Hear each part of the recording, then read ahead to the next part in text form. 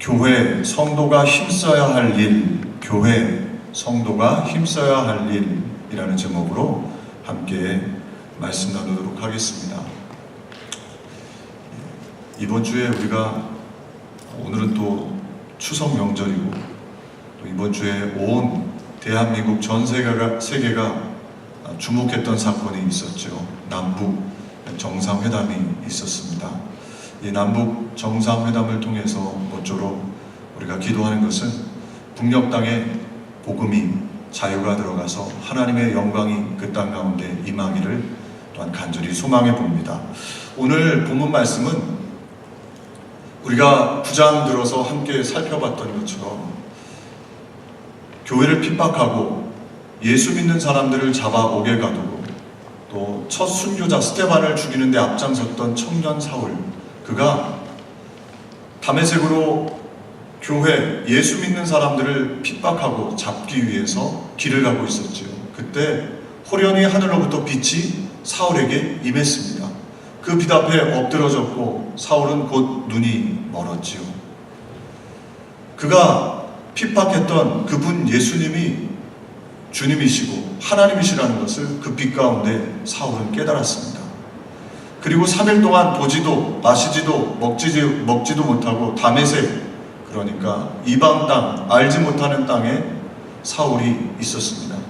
하나님의 사람 아나니아가 이 하나님의 음성을 듣고 사울에게 가서 이 형제 사울아라고 사울을 불러줍니다. 그리고 안수하고 침례, 세례를 베풀고 그리고 그가 음식을 함께 먹고 힘을 얻게 되지요. 원기를 회복한 이후에 변화된 사울의 모습을 오늘 성경은 말씀하고 있습니다. 오늘 말씀을 살펴보면서 이 변화된 사울의 모습은 교회, 참된 교회의 모습이고 성도들의 모습입니다. 세 가지로 함께 살펴볼 때 저와 여러분이 변화된 사울과 같이 그렇게 하나님 앞에 참된 교회로, 참된 성도로 세움을 받고 영광을 올려드리는 귀한 은혜가 있으시기를 주님의 이름으로 축복을 드립니다. 첫 번째로 변화된 사울은 전도에 힘썼습니다. 오늘 20절 말씀을 같이 합독할까요? 즉시로 각 회당에서 예수가 하나님의 아들이심을 전파하니, 우리 다시 한번 합독해 볼까요? 즉시로 각 회당에서 예수가 하나님의 아들이심을 전파하니. 사울이 아나니아의 안수 기도를 받고 눈이 떠지고 또 자신이 어떻게 살아가야 할지 삶의 의미, 목적을 깨달은 이후에 음식을 먹고 그가 즉시로 말씀합니다. 즉시로 각 회당 유대인들을 찾아다니면서 예수가 하나님의 아들이시다라고 전파하기 시작하지요.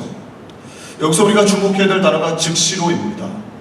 사울은 멈추지 않고, 사울은 주체하지 않고 즉시로 예수 그리스도가 하나님의 아들이심을 전파했지요. 그런데 21절 그 전파하는 사울의 음성을 듣는 사람들이 어떻게 했습니까? 21절 제가 말씀을 봉독해 드리겠습니다. 듣는 사람이 다 놀라 말하되 이 사람이 예루살렘에서 이 이름을 부르는 사람을 멸하려던 자가 아니냐, 여기 온 것도 그들을 결박하여 대제사장에게 끌어가고자 함이 아니냐 하더라. 사울이 듣는 예수 그리스도, 사울이 전했던 그 예수 그리스도를 듣는 사람들이 뭐라고 말씀하냐면 놀랐다 말씀합니다. 여기서 말씀하고 있는 놀랐다라는 단어는 제정신이 아니다 혹은 미쳤다라는 뜻을 가지고 있지요. 실상 사울은 예수 믿는 사람들을 핍박하고 잡아 가둔 사람인데 그가 어느 날 갑자기 변화돼서 돌변해서 예수님이 하나님의 아들이시다 라고 전하니까 유대인들이 미친 것 아니냐, 어떻게 된 것 아니냐 생각할 수밖에 없었지요. 그럼에도 불구하고 사울은 그 이야기를 듣고 22절 말씀에 뭐라고 말씀하냐면, 우리 말씀을 같이 합독할까요? 사울은 힘을 더 얻어 예수를 그리스도라 증언하여 다메섹에 사는 유대인들을 당혹하게 하니라. 아멘.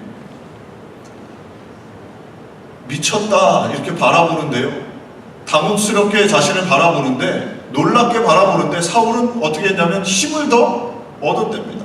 힘을 더 얻어서 예수님이 그리스도가 맞다, 예수 그리스도께서 성경에 예언되어져 있는 구약에 나와 있는 그 오신다 말씀하신 메시아가 맞다라고 담대하게 다시 선포하게 되었던 것이죠. 어떻게 사울이 이 예수님을 담대하게, 사람들이 자신을 놀랍게 미친 것처럼 쳐다보는데도 예수님이 하나님의 아들 예수 그리스도라는 것을 담대하게 전할 수 있었을까요? 이 사울의 마음에 하나님의 은혜가 있었기 때문이지요.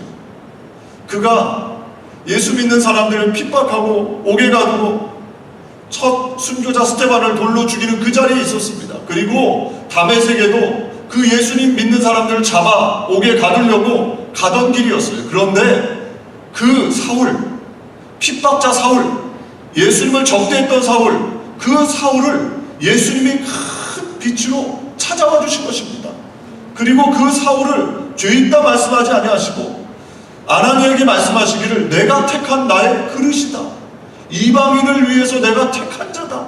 이 음성을 들은 사울, 이 하나님의 은혜를 경험한 사울, 이 마음에 예수 그리스도, 그분이 참된 주님, 사랑이 넘치는 주님이라는 것을 이 마음속에 깊이 깨달은 것이죠. 은혜가 넘치니까 사람들이 자신을 미친 것으로 바라보고 이상하게 바라본다 할지라도 그 예수님을 증거하는 증거자가 될 수 있었던 것입니다. 베드로도 보십시오. 베드로가 예수님을 3번 부인하고 저주했습니다. 그런데 부활하신 예수님, 그 베드로에게 오셔서 질책하신 것이 아니라 조반을 차려 놓으시고 따뜻하게 음식을 준비하시고 그 베드로에게 물으셨지요. 내가 나를 사랑하느냐? 내가 나를 사랑하느냐? 내가 나를 사랑하느냐? 그 예수, 부활하신 예수님을 만난 베드로, 그 은혜 앞에 감격해서 그가 주님 사랑하시는, 내가 주님 사랑하는 거 주님께서 아십니다. 그리고 주신 사명, 그 사명 가지고 이 베드로가 목숨이 닿을 때까지 십자가에 매달리는 것, 예수님처럼 매달리는 것까지도 나는 예수님이 아닙니다. 오히려 거꾸로 매달려서 죽임을 당하는 그런 순교의 자리까지 나아갈 수 있었던 것은 바로 이 은혜라는 것이죠. 사울의 마음속에 하나님의 은혜가 넘쳤던 것이죠. 예수님의 은혜가 너무나 크니까 그 예수님을 증거할 수 있었던 것입니다. 사랑하는 교회 여러분, 저와 여러분도 그런 경험 있지 않으십니까? 예수님 만난 다음에 이 기쁨이 주체할 수 없어서 예수님을 막 전했던 그 첫사랑의 경험. 저는 고등학교 때요, 초등학교 때 제가 한번 깊이 성령 체험을 한 이후에 고등학교 때 거의 날라리 그런 학생이었죠. 교회는 다니는데 별로 그렇게 은혜는 없고 부모님이 가라 하시니까 또 가고, 고등학교 때 여의도 순복음교회를 제가 출석을 했는데 여의도 순복음교회 갔는데 어느 날 저희 누님이 무슨 서류를 하나를 줘요. 그래서 이 서류가 뭔가 봤더니 그 지원서예요. CA 고등부 전도반 지원서. 그걸 이제 줘서 쓸까 말까 고민하다가 누나가 주니까 그냥 뭐 별 의미 없이 썼습니다. 썼더니 누나가 그걸 가지고 전도반에 냈어요. 그래서 전도반에서 연락이 와서 고등학교 1학년 때 이제 전도반을 갔습니다. 이 여의도 순복음교회 보면 성전 지하 3층 실로암 성전, 그러니까 주차장 바로 옆에 있는 성전이 실로암 성전인데요. 거기에 이제 고등부 학생들이 거기서 예배를 드립니다. 예배를 드리고 난 다음에 9시, 11시 두 번 예배를 드리는데 어찌하건 간에 뭐 9시든 11시든 참석을 합니다. 그리고 나서 그 전도반에서 연락 오기를 그 실로암 성전 뒤쪽에 가면 전도 부실이 있대요. 그래서 전도 부실을 찾아오라, 그렇게 연락이 왔습니다. 그래서 제가 이렇게 전도 부실이 어딘가 아무리 찾아봐도 없어요. 전도 부실이 안 보여요. 저 창고같이 보이는 정말 뭐 한 평도 안 되는 아주 조그만 공간에요. 고개를 이렇게 들고도 못 들어갑니다. 전도 부실은 이 계단 밑에 있어서 이 계단이 그 위에 있는 거예요. 그러니까 고개를 이렇게 숙이고 한참 들어가야 돼요. 아주 좁은 공간입니다. 거기 이렇게 들어갔는데 첫날부터 이 전도반 선생님이 찬양 1시간, 기도 1시간을 시키는 거예요. 첫날 갔는데 잘못 왔다. 다음 주에는 안 와야지. 그 마음을 가지고 갔는데 첫날 제가 은혜를 받은 거예요. 찬양을 1시간 하는데요. 기타 치고, 제 친구가 기타를 치고, 또 선배님들이 기타를 치고 1시간 찬양을 하는데요. 1시간 안에 다 땀이 완전히 온몸이 땀으로 젖고요. 그리고 나서 1시간 기도를 시키는데 그때 다 그 자리에 있는 친구들이 다 성령을 받았어요. 성령으로 충만케 되니까 뭐 억지로 겨우 기도를 시켜서 했는데도 성령의 임재가 가득하니까요. 이 기도를 하고 딱 나오는데 모든 게 다 아름다워 보이는 거예요. 그리고 나서 저희들을 그 영등포역 앞에 모여라. 버스 타고 영등포역으로 와. 그래서 영등포역에 갔더니 이렇게 동그랗게 서가지고 전도반이니까 전도를 합니다. 노방전도를 하는데요. 그때 노방전도 뭐 무슨 의미인지 뭘 얼마나 알겠습니까? 그냥 기쁘니까 마음이 만나는 사람들한테 전도를 하는 거예요. 버스를 타고 가는데 다 끝나고 버스 타고 가는데도 마음에 감동이 넘치니까 옆에 있는 아저씨들한테 전도지를 주고 예수님 만난 뜨거운 그 체험, 은혜, 그것이 예수 그리스도를 증거하게 만드는 것이죠. 여러분들 어떠십니까? 주님을 사랑하면요 전도하게 돼 있어요. 사랑하면 전도합니다라는 책이 있더라고요. 어떤 목사님이 기록하신 책인데, 또 어떤 교회들은 전도 그 플랜카드를 사랑하면 전도합니다 이렇게 붙여놓고 하더라고요. 그 말이 정말 공감이 돼요. 사랑하면 전도하게 돼 있어요. 전도는 해라 이렇게 해서 되는 것이 아니라 우리 주님이 우리 마음에 오시면 안 하고는 못 베기는 게 또 전도인 것이죠. 할렐루야. 성령으로 체험받고 예수님을 영접한 사울은 변화되니까 즉시로 나가서 사람들이 나를 미쳤다고 보든지 뭐라고 얘기하든지 상관없이 예수님이 하나님의 아들이십니다, 예수님이 그리스도이십니다 라고 담대하게 증거했던 것입니다. 변화된 성도의 참된 모습이지요. 할렐루야. 우리 교우들이 그런 은혜가 있으시기를 주님의 이름으로 축복을 드립니다. 그냥 교회를 왔다 갔다 하는 것이 아니라 내가 예수 그리스도를 만나고 나 같은 죄인을 하나님께서 일꾼 삼아주시고 하나님의 백성 삼아주시고 그것에 감격해서 예수님을 전할 수 있는 그런 은혜가 저와 여러분 우리 교회 가운데 임하기를 간절히 소망합니다. 우리 주님이 뭐라고 명령하셨습니까? 우리 주님이 하늘로 승천하시면서 마태복음 28장 18절 20절 명령하셨죠. 우리가 말씀을 같이 이 말씀 합독하길 원합니다. 예수께서 나와 말씀하여 이르시되 하늘과 땅의 모든 권세를 내게 주셨으니 그러므로 너희는 가서 모든 민족을 제자로 삼아 아버지와 아들과 성령의 이름으로 세례를 베풀고 내가 너에게 분부한 모든 것을 가르쳐 지키게 하라. 볼지어다 내가 세상 끝날까지 너희와 항상 함께 있으리라 하시니라. 아멘. 예수 그리스도를 증거할 때 항상 하나님이 우리와 함께 해주시는 것이죠. 저와 여러분 가운데 왜 하나님의 임재가 느껴지지 않습니까? 하나님의 말씀 앞에 순종하지 않고 내 뜻대로 내 마음대로 무엇을 먹을까 마실까 입을까 살면 하나님의 임재가 사라지는 것이죠. 주님이 나와 늘 함께 하심을 기억하고 그 주님을 우리의 삶 속에서 가정과 일터 속에서 증거하려고 할 때 우리 주님의 임재가 체험되어지고 그 임재를 나눌 수 있는 복된 신앙인이 되는 줄로 믿습니다. 우리 교우들이 이 마태복음 6장 33절 말씀 앞에 순종하길 원해요. 우리 말씀을 또 같이 합독하겠습니다. 그런즉 너희는 먼저 그의 나라와 그의 의를 구하라. 그리하면 이 모든 것을 너희에게 더하시리라. 아멘. 그 나라와 그 의가 무엇입니까? 예수님이시죠. 예수님. 그분을 구하는 것입니다. 그분을 전하는 것입니다. 그럴 때 하나님께서 우리의 모든 것을 채워주시고 책임져 주시는 염려, 걱정, 두려움으로부터 우리를 붙잡아 주시고 하나님의 은혜와 평강을 넘치도록 부어주시는 줄로 믿습니다. 그런 은혜가 저와 여러분의 삶에 있으시기를 주님의 이름으로 축복을 드립니다. 믿으십니까? 네. 우리가 숫자가 오늘 별로 없어요. 그래서 우리가 조금 더 저도 그렇고 열심을 다하고 여러분들도 더 예배 가운데 집중하길 원합니다. 같이 예배는 하나님 앞에 우리가 드리는 것입니다. 목회자인 저 혼자 하는 것이 아니라 또 여러분들 개개인만 하는 것이 아니라 우리의 예배입니다. 우리가 드리는 예배를 하나님께서 받으시는 것이죠. 성경은 또 뭐라고 말씀합니까? 디모데후서 3장 2절 말씀합니다. 너는 말씀을 전파하라. 때를 얻든지 못 얻든지 항상 힘쓰라. 범사의 오래 참음과 가르침으로 경책하며 경계하며 권하라. 때를 얻든지 못 얻든지 전하라는 것이죠. 종종 전도 이야기를 나누다 보면 교우들 중에 이런 이야기를 하시는 분이 있어요. 목사님, 저를 보세요. 제가 지금 전도할 수 있는 때 같으세요. 저는 아는 것도 별로 없고 좀 배워서 전도해야죠. 그렇게 말씀하시는 분들이 있어요. 맞습니다. 그것도 한편 들으면 맞는 이야기 같아요.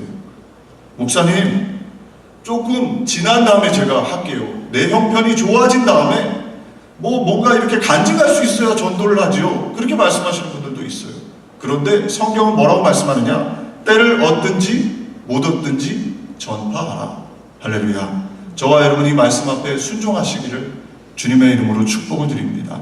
그럴 때 순종하는 자들에게 하나님의 은혜와 하나님께서 함께 하시는 역사가 임하게 되는 것이지요. 사도행전 5장 42절, 그들이 날마다 성전에 있든지 집에 있든지 예수는 그리스도라고 가르치기와 전도하기를 그치지 아니하니라. 아멘. 초대교회의 모습입니다. 저와 여러분이 본질적으로 이 초대교회의 모습으로 돌아가는 그런 은혜가 있기를 원해요. 그래서 어찌하든지 우리의 입술과 우리의 삶으로 예수님을 증거할 수 있는 저와 여러분 될 때에 하나님께서 기뻐하시고 큰 은혜와 사랑을 부어주실 줄로 믿습니다. 두 번째로, 변화된 사울을 통해서 우리가 힘써야 될 것은 무엇이냐? 신앙의 내면화에 힘써야 합니다. 오늘 23절 말씀합니다. 우리 말씀을 같이 합독할까요? 여러 날이 지남에 유대인들이 사울을 죽이기를 공모하더니. 아멘.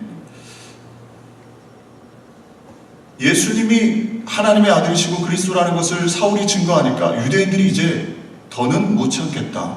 사울을 죽이려고 합니다. 그런데 여기서 주목해야 될 단어가 무엇이냐면 여러 날이 지났다, 이 단어입니다.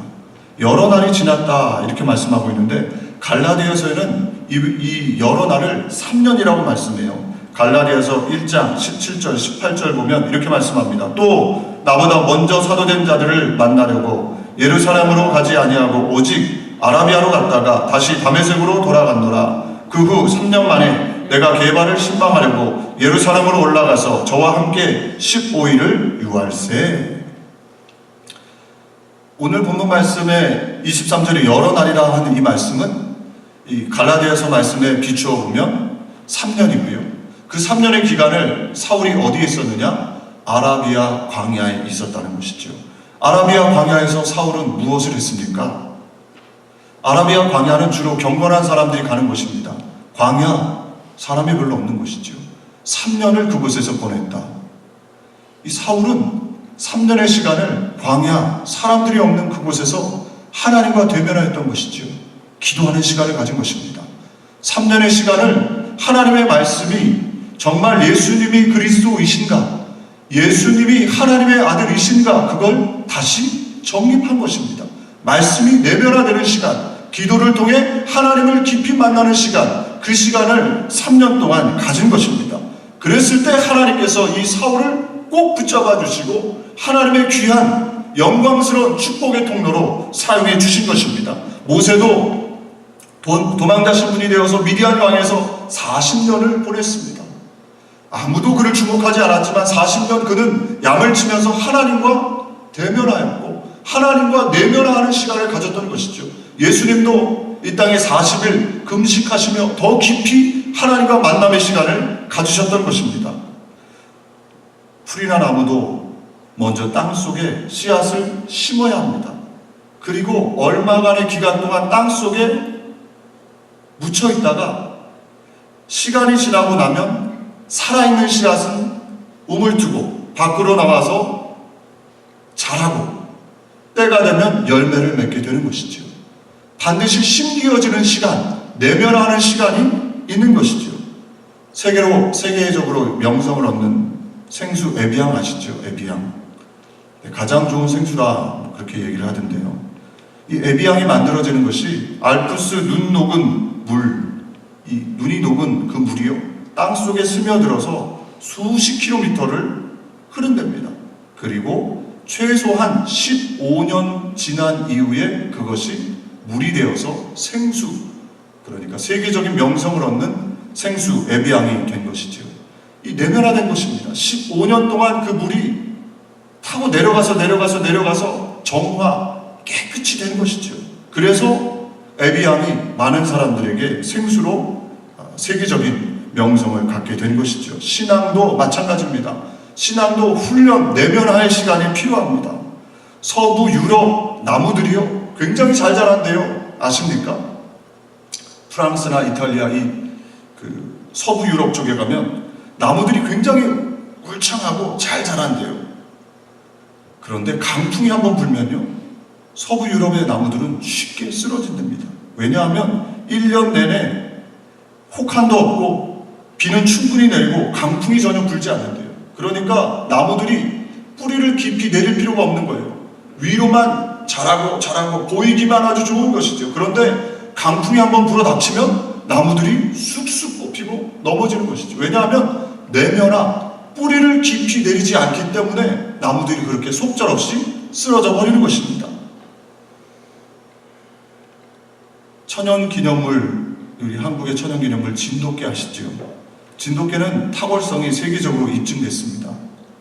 그런데 이상한 것은 이 진돗개는요, 군견이나 경찰견으로 사용되는 경우를 한 번도 볼 수가 없습니다. 왜 그런 걸까요? 그 이유에 대해서 이 동물학자들이 진돗개는 평생 주인을 한 명밖에 모시지 않는데요. 그러니까 군대나 경찰에서 사람들이 군대 2년 왔다가 다른 사람이 또 오고 다른 사람이 오고, 그러니까 사람이 계속 바뀌잖아요. 진돗개가 안 움직인대요. 처음 왔던 그 사람이 와야 되는데 그 사람이 전역해버리고 나면 안 움직이는 거예요. 그러니까 경찰견, 군인견으로 이 진돗개는 쓰일 수가 없다는 것이죠. 제가 이 이야기를 들으면서 그런 생각을 해봅니다. 진돗개도 인간에 대한 충성심 하나로 나아가서 주인을 바꾸지 않는데 우리는 어떤가? 정말 우리가 하나님 한 분만을 그렇게 충성스럽게 따르고 있는가? 우리의 가정에서 정말 충성스럽게 우리에게 주어진 삶의 자리를 그렇게 따르고 있는가? 교회에서 충성스럽게 하나님이 나와 함께 하신다면, 나를 부르셨다면 충성스럽게 변함없이 그렇게 하나님을 섬기고 있는가? 이것을 되돌아보게 되는 것이죠. 제가 얼마 전에 충격적인 이야기를 좀 들었습니다. 이민교회의 어떤 분이 우리 목사님께 들은 이야기인데요, 30년을 교회를 출석하신 분이세요. 교회에서 직분도 받으신 분인데 얼마 전에 30년 다니시다가 예수님을 영접하셨답니다. 직분을 받으셨는데, 직분도 아주 교회의 가장 높은 직분을 받으셨는데 30년이 지난 다음에 예수님을 영접했대요. 이게 무슨 얘기인가 했더니 가만히 들어보니까 목사님이 이 얘기를 해주세요. 30년 교회를 다닌 거예요. 그러니까 자녀들이 있어서 어린 자녀들 이민 생활에 교회 생활 안 하면 아이들이 한글도 못 배우고 제대로 교육을 못 받으니까 교회에 좋은 교육 시키려고 나온 거예요. 그리고 와이프가 교회를 다니니까 따라 나온 거죠. 가정의 분란을 안 일으키려고.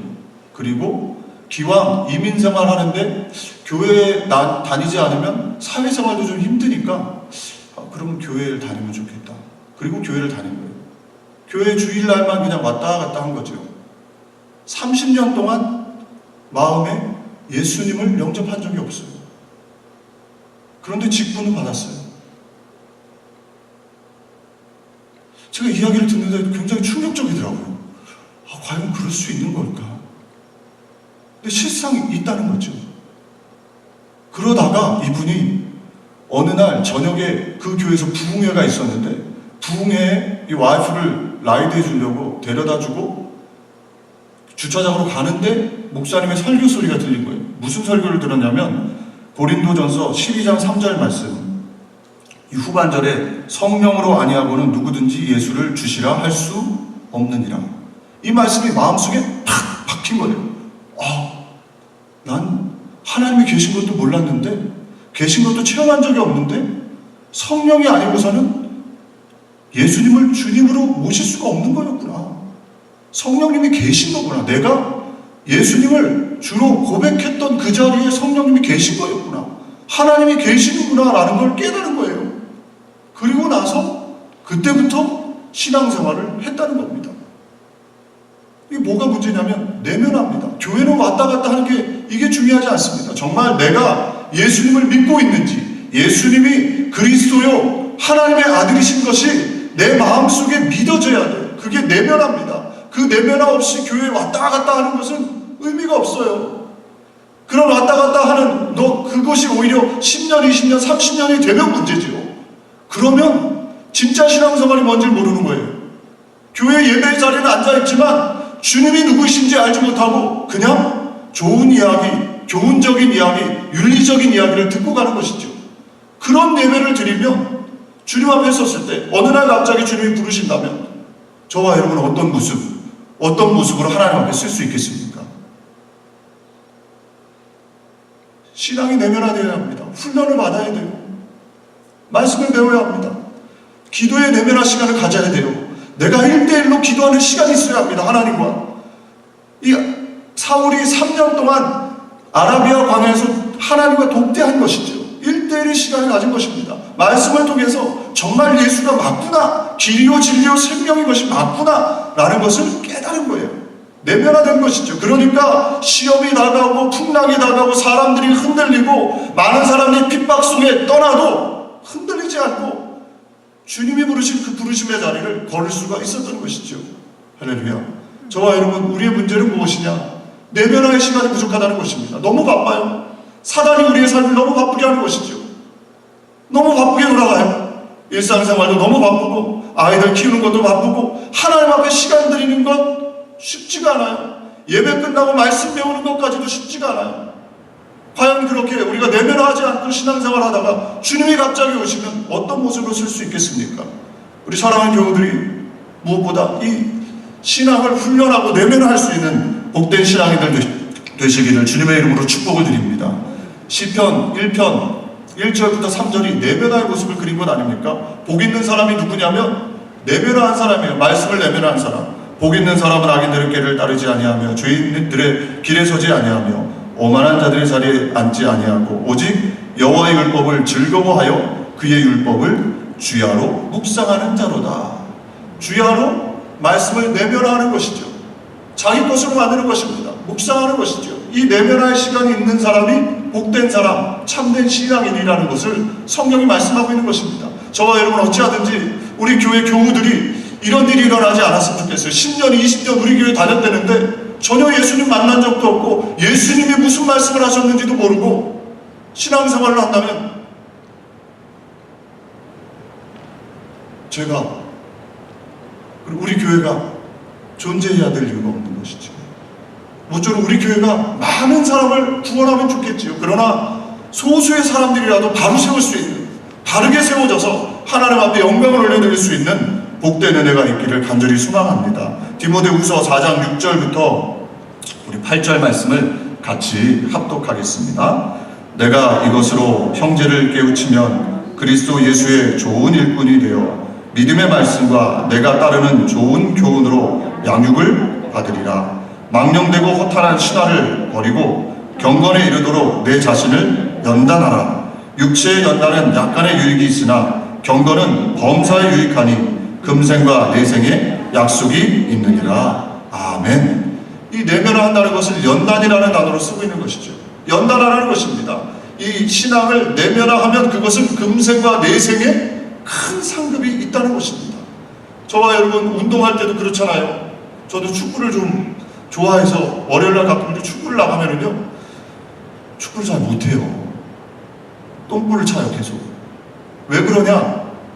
개인적으로 혼자서 연습을 안 하니까 아무리 따라가봤자 연습하고 한 사람하고는요 비교가 안 돼요. 볼을 쉽게 뺏기고 골대를 향해서 차는데 공은 딴 데로 나가요.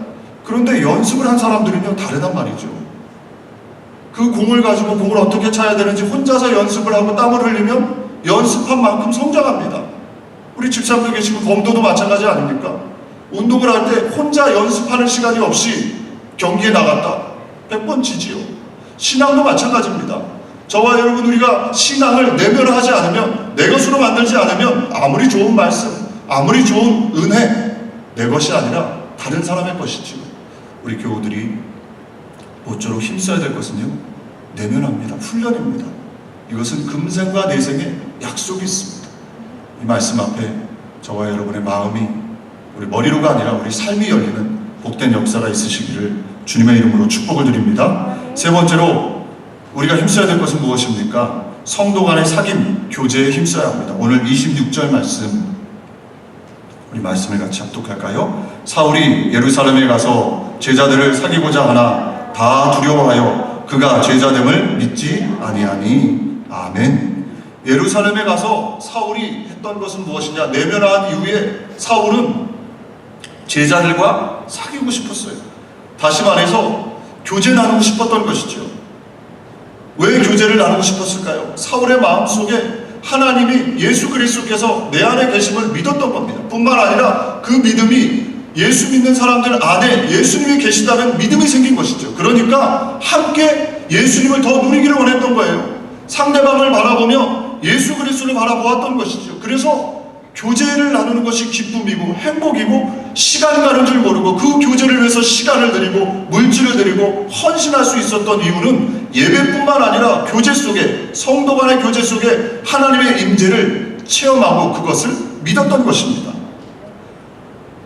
초대교회가 바로 그런 모습 아니었습니까? 사도행전 2장 42절에 그들이 사도의 가르침을 받아 서로 교제하고 떡을 떼며 오로지 기도하기를 힘쓰니라. 서로 교제를 했다는 것이죠. 사도행전 2장 46절도 말씀합니다. 날마다 마음을 같이하여 성전에 모이기를 힘쓰고 집에서 떡을 떼며 기쁨과 순전한 마음으로 음식을 먹고 서로 모여서 모이기 힘쓰면서 교제를 나눈다는 것이죠. 성도들이 교제하는 것을 요한일서 1장 3절에 이렇게 말씀합니다. 우리가 이 말씀 같이 합독하기를 원합니다. 같이 합독할까요? 우리가 보고 들은 바를 너희에게도 전함은 너희로 우리와 사귐이 있게 하려 함이니 우리의 사귐은 아버지와 그의 아들 예수 그리스도와 더불어 누림이라. 아멘. 우리의 사귐은 뭐냐? 아버지와 그의 아들 예수 그리스도와 더불어 누립니다. 할렐루야. 이것이 믿어지시기를 주님의 이름으로 축복을 드립니다. 내 앞에 있는 교우, 내 옆에 있는 교우, 내 뒤에 있는 교우, 우리의 사귐은 아버지와 아들과 함께 사귐을 누리는 것입니다. 이 성경 말씀입니다. 하나님의 말씀이죠. 그래서 이 교제가 중요한 것이에요. 예배만 드리고 혼자 신앙생활 인터넷으로 예배를 드리고 방송으로 예배를 드리고 그냥 돌아가도 된다? 글쎄요, 그건 그분의 개인적인 잘못된 신앙이죠. 성경이 말씀하고 있는 신앙은 그런 모습이 아닙니다. 함께 모여서 예배를 드리고 함께 교제를 나누는 것입니다. 교회 공동체는 계속해서 2000년 동안 그런 모습으로 유지되어 왔고 그것을 주님께서 기뻐하신다는 것이죠. 성도들의 교제는 단순히 인간의 교제가 아닙니다. 친목 교제가 아니라 예수 그리스도를 믿는 믿음, 예수 그리스도와 연합되어져 있는 믿음, 이 믿음을 가지고 그 믿음을 가진 사람을 만났을 때 그 안에 하나님과 예수 그리스도의 풍성한 기쁨과 평강이, 은혜가 나누어지는 것이죠. 그것이 바로 참된 성경이 말씀하고 있는 교제입니다. 이 사울이 이 교제를 하고 싶었단 말이에요. 그래서 예루살렘의 사도들한테 찾아갔는데 어떻게 됐습니까? 오늘 27절 말씀에 우리 27절 말씀 같이 합독할까요? 바나바가 데리고 사도들에게 가서 그가 길에서 어떻게 주를 보았는지와 주께서 그에게 말씀하신 일과 다메섹에서 그가 어떻게 예수의 이름으로 담대히 말하였는지를 전하니라. 아멘. 이 사도들이 도무지 사울을 믿어주지 않았어요. 그때 바나바라는 사람이 사울을 보증하며 사도들에게 소개합니다. 그가 어떻게 예수님을 만났는지, 그리고 그가 어떻게 하나님의 사명을 받았는지 그가 보증한 것이죠. 할렐루야. 저와 여러분이 바나바 같은 사람 되시기를 주님의 이름으로 축복을 드립니다. 바나바의 본명은요 요셉이에요. 그런데 바나바 그 별명으로 계속해서 불려집니다. 바나바의 이름의 뜻은 위로하는 자, 권면하는 사람, 그런 뜻이거든요. 사도들이 볼 때 바나바는 요셉으로 부르기보다 위로하고 권면하는 역할을 너무 잘 감당한 거예요. 그러니까 부를 때마다 요셉이 아니라 바나바 이렇게 불렀던 것이죠. 바나바는 사울을 믿어주지 않았던 그 사도들 앞에 자신의 그런 모든 신앙생활 그것을 걸고 보증했던 것입니다. 바나바가 어떤 사람이었습니까? 우리가 지난번에 살펴봤던 것처럼 바나바는 자신의 전 재산을 다 들여 교회에 바친 사람입니다. 그가 지금 보증하는 거예요. 제가 이 사람을 보증할 수 있습니다. 다 사람들이 사울을 손가락질하고 비난하고 사울을 믿지 않을 때 믿음의 사람은 똑같이 하는 것이 아니라 전혀 다른 모습으로 그를 믿어주고 용납해주고 위로해주고 손을 잡아주는 사람이 바로 믿음의 사람 아닙니까? 바나바가 그런 모습으로 바로 사울을 세워줬던 것입니다. 사도행전 11장 24절에 바나바에 대해서 말씀합니다. 착한 사람이요 성령과 믿음이 충만한 사람이라.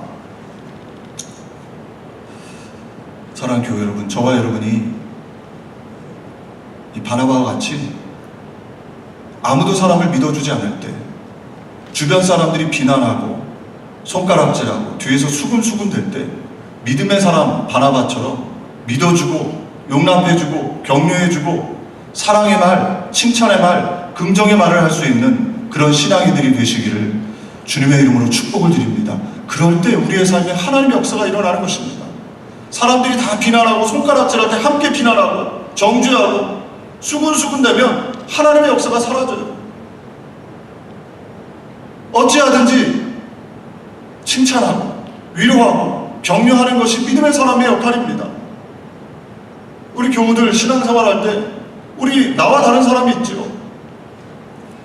나와 말하는 방법도 다르고 만났을 때 인사하는 방법도 다르고 대하는 방법도 다르고 다 달라요. 그런데 그것을 비난하고 수군수군하고 흉보면 하나님께서 기뻐하시지 않습니다. 어찌하든지 나와 다른 것을 용납하고 이해하고 품에 품을 때 그때 하나님의 역사가 일어나는 것이지요.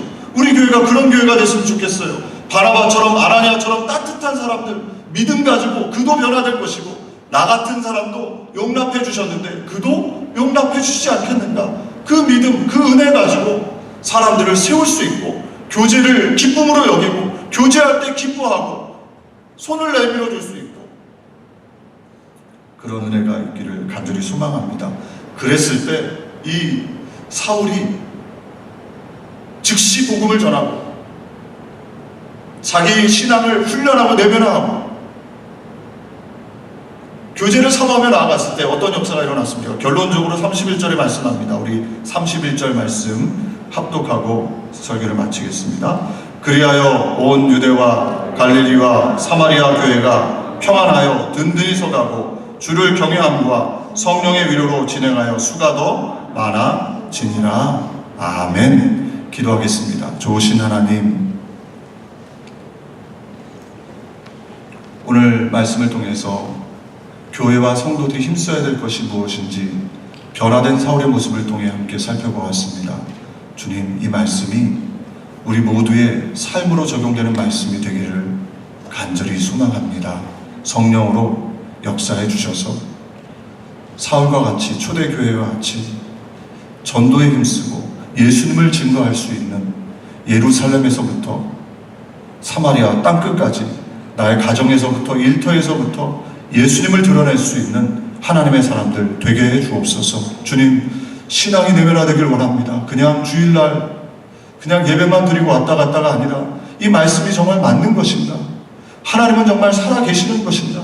기도를 통하여 1대1의 기도를 통하여 1대1의 말씀을 통하여 그 말씀이 나의 말씀이 되어서 신앙의 비바람이 환란이 몰아쳐도 어려움이 다가와도 흔들리지 않고 충성스럽게 하나님을 섬기고 교회를 섬기고 하나님을 영화롭게 할 수 있는 복된 신앙이 될 수 있도록 주께서 역사하여 주옵소서. 주님, 성도의 교제가 참으로 아름답고 귀한 것임을 말씀을 통해서 깨닫게 됩니다. 주님, 우리 교회가 아름다운 성도의 교제를 나누길 원합니다. 바나바와 같이 사람들이 믿어주지 않고 비난하고 의심하고 수군수군할 때 믿음의 사람이 되어서 바나바가 되어서 손을 내밀어주고 잡아주고 믿어주고 신뢰해주고 사람들 앞에 소개해줄 수 있는 그런 사람을 살리는 하나님의 사람들 될 수 있도록 우리 교회에 은혜를 더하여 주옵소서.